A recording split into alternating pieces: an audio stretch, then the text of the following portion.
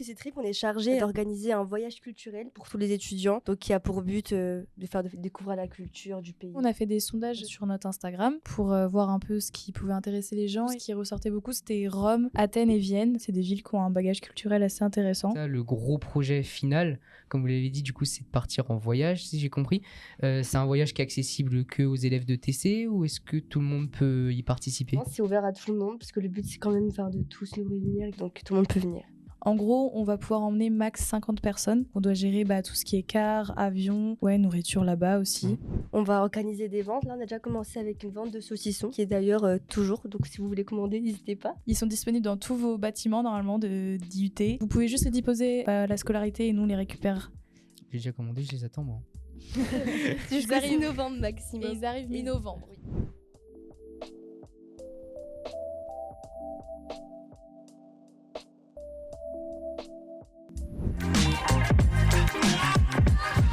Le sport, en fait, c'est vraiment représenter le sport, mais d'un côté festif, par différents événements qu'on va mettre en place tout au long de l'année. Notre gros projet final, ça va être en partenariat avec l'ASPTT Laval Omnisport. Ça sera le 13 février à la salle polyvalente de Laval. Ça sera ouvert à tout le monde pourra venir. Ça sera payant pour les visiteurs, mais gratuit pour les personnes de l'IUT. L'après-midi, ça va consister à démontrer différents sports, pas forcément connus, et ramener des professionnels ou bien des joueurs de niveau national pour qu'ils représentent chacun leur sport. Et ça se finira par un match de volley de gala avec l'équipe de Laval.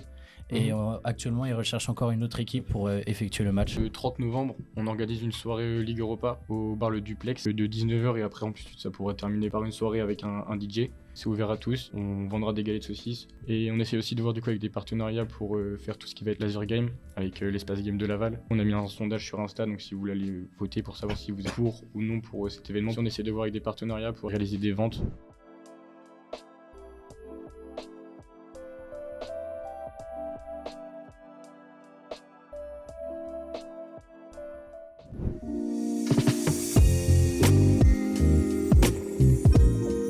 ACEL, c'est donc l'association sportive des étudiants de Laval. Le but de notre association, c'est d'aboutir à une cohésion sur l'ensemble de l'IUT via la pratique sportive. Donc que ce soit dans les différents sports, foot, hand, basket, volley. On essaye d'avoir du tennis, donc c'est un petit peu compliqué au niveau des terrains. On a des missions, clairement, c'est de proposer en fait des entraînements de sport le soir après les heures de cours. Le lundi, on va pouvoir avoir le football et le basket. Le mardi, on va pouvoir avoir le handball. Le mercredi, le volley. Et puis voilà, ça s'organise comme ça toutes les semaines. On a mis en fait des fiches d'inscription un petit peu dans tous les départements de l'IUT. Après, en fonction, vous pouvez très bien nous envoyer un message privé sur notre compte Instagram. On a un gros projet sur le semestre 4, c'est de participer en fait à la Coupe de France des IUT. On n'a pas encore la date, mais on sait que ça va se dérouler globalement vers mars-avril. On ne sait pas encore où non plus, mais le but c'est vraiment d'emmener une équipe dans chaque sport qu'on propose et de faire des confrontations avec les différentes équipes des autres IUT. On va également faire des ventes tout au long de l'année au sein de l'IUT. On a déjà commencé notamment cette semaine à faire des ventes notamment de donuts, que ce soit hier, des ventes de crêpes aujourd'hui, et ça va être des ventes de cookies et muffins vendredi. Tout ça, ça se passe dans le hall du bâtiment technique de commercialisation. On essaye de faire ça à nos intercours, donc que ce soit à 9h30, 11h, sur la pause du midi, donc de 12h30 à 13h30 pour nous.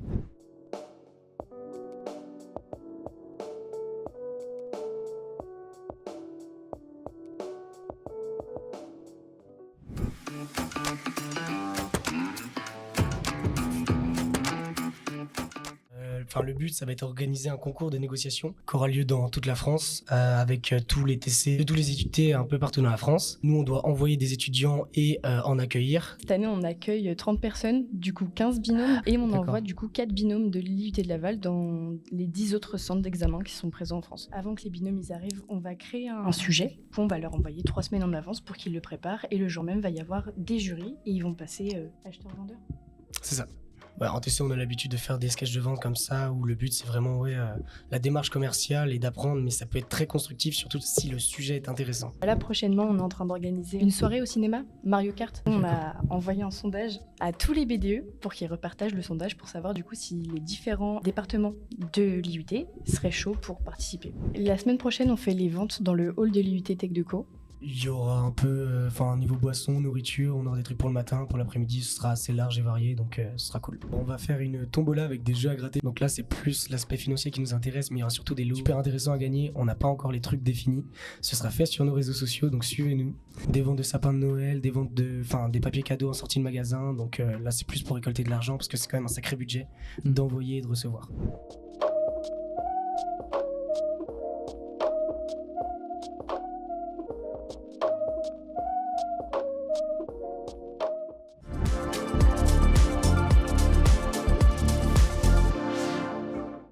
Moi, je suis Dorine, je suis l'une des coachs de la section cheerleading et également une athlète. Je suis président des Stallions de Laval. Je suis également joueur et coach. On a 3 disciplines au sein des Stallions de Laval.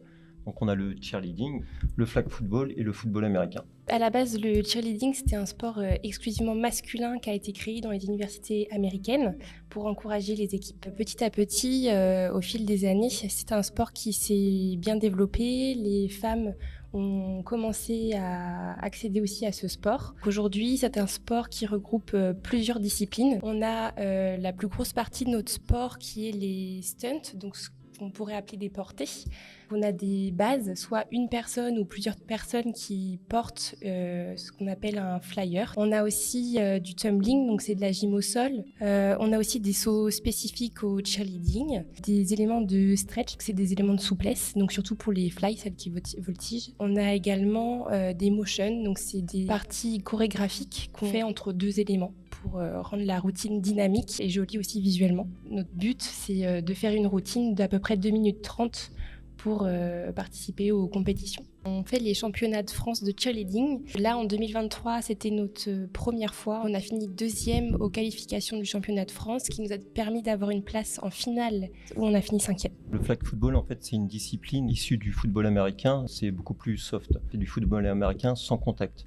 Donc l'intérêt, c'est on attrape la balle, au lieu de se faire plaquer comme au foot américain, on va donc déflaguer, c'est-à-dire enlever un flag et on arrête l'action à ce moment-là et on reprend l'action à l'endroit où l'attaquant s'est fait déflaguer. S'il y a un contact, en fait, c'est sifflé et il y a des pénalités de yard, c'est-à-dire l'équipe qui a déflagué et qui a mis un contact à l'autre équipe, il perd du terrain. C'est ouvert à tous et à toutes, puisque c'est une discipline mixte. Et désormais olympique, les filles et les garçons peuvent jouer aisément ensemble puisqu'il n'y a pas de contact. On essaie de développer au maximum nos sections jeunes, que ce soit donc cheerleading, flag football et football américain. J'en profite également pour faire un appel pour du sponsoring partenariat. Vous pouvez nous retrouver sur notre page internet, Stallions de Laval, sur nos pages Insta, Facebook. On a une page YouTube également et une page TikTok.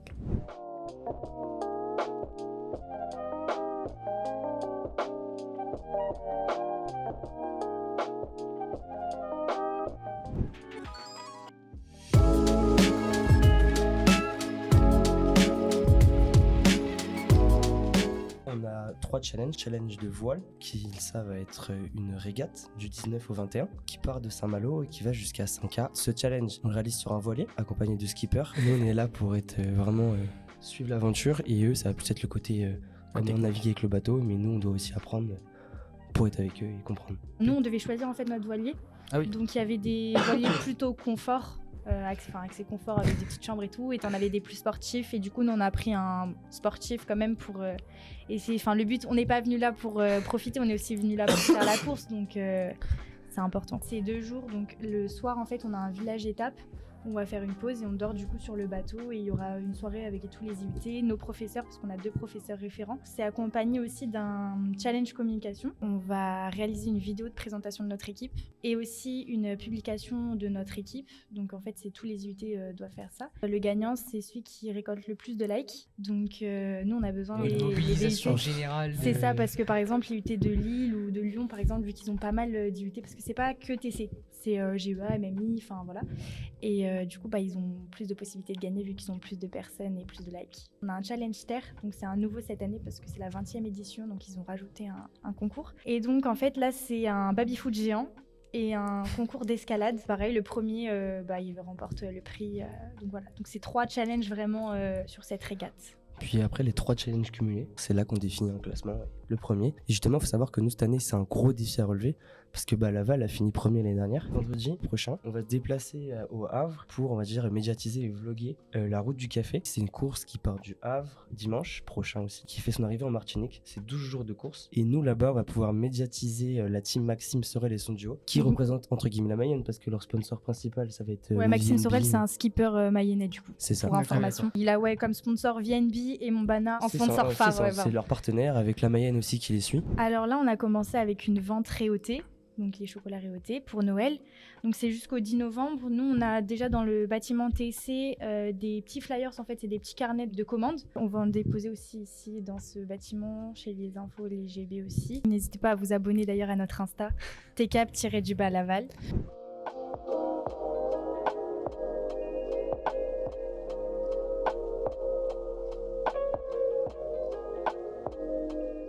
Les amis, parce qu'aujourd'hui est un jour très particulier pour le studio. En effet, c'est avec beaucoup d'émotion que je vais souhaiter droit dans les yeux à Marius un bon anniversaire, à notre président qui fête aujourd'hui ses 20 ans. 20 ans. Bravo Marius, t'as réussi à vivre jusque-là, malgré toutes les murges que tu peux te prendre.